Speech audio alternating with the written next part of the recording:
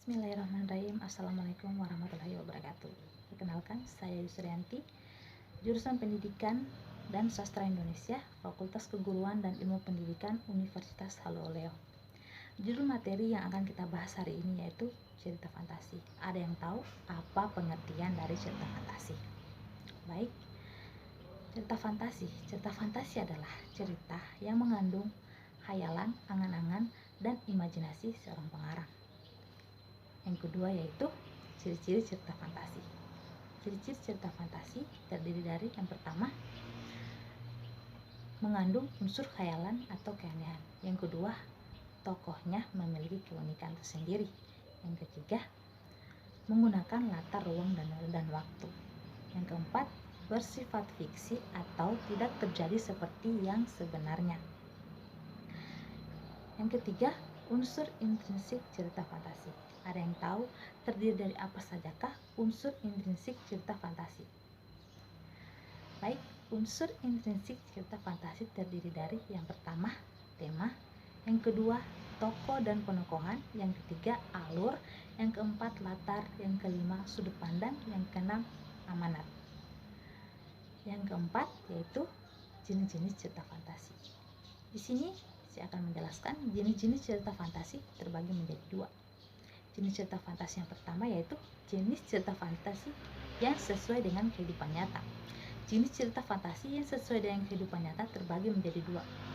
Yang pertama, jenis cerita fantasi irisan atau cerita fantasi yang menggunakan nama, tempat, dan waktu sesuai dengan di dalam kehidupan nyata.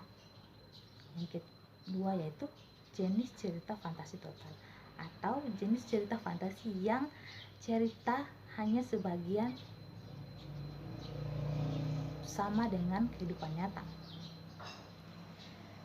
Yang kedua yaitu jenis cerita fantasi yang menggunakan latar. Yang keempat yaitu jenis-jenis cerita fantasi. Jenis cerita fantasi terbagi menjadi dua. Yang pertama, jenis cerita fantasi berdasarkan kehidupan nyata. Jenis cerita fantasi berdasarkan kehidupan nyata terbagi menjadi dua. Yang pertama, jenis cerita fantasi irisan atau jenis cerita fantasi yang di dalamnya terdapat nama, tempat, dan waktu yang sesuai dengan kehidupan nyata. Yang kedua, jenis cerita fantasi total atau jenis cerita fantasi yang terjadi sebagian dari kehidupan nyata. Yang kedua, jenis cerita fantasi berdasarkan latarnya. Jenis cerita fantasi berdasarkan latarnya terbagi menjadi dua. Yang pertama, jenis cerita fantasi berdasarkan latar zaman. Jenis cerita fantasi berdasarkan latar zaman yaitu jenis cerita fantasi yang di dalamnya terdapat latar zaman masa kini, masa lampau, dan masa yang akan datang.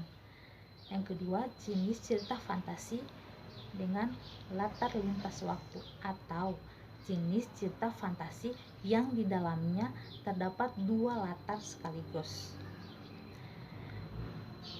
Yang kelima, contoh cerita fantasi. Contoh cerita fantasi seperti yang sering kita nonton mungkin seperti kartun Ipin-Ipin, seperti cerita Putri Duyung, itu kan di dalamnya terdapat banyak khayalan yang tidak mungkin terjadi di dunia nyata, sekalipun ada yang sama hanya nama, tempat, atau waktunya saja. Mungkin itu saja yang bisa saya sampaikan. Bila ada yang belum dimengerti bisa ditanyakan.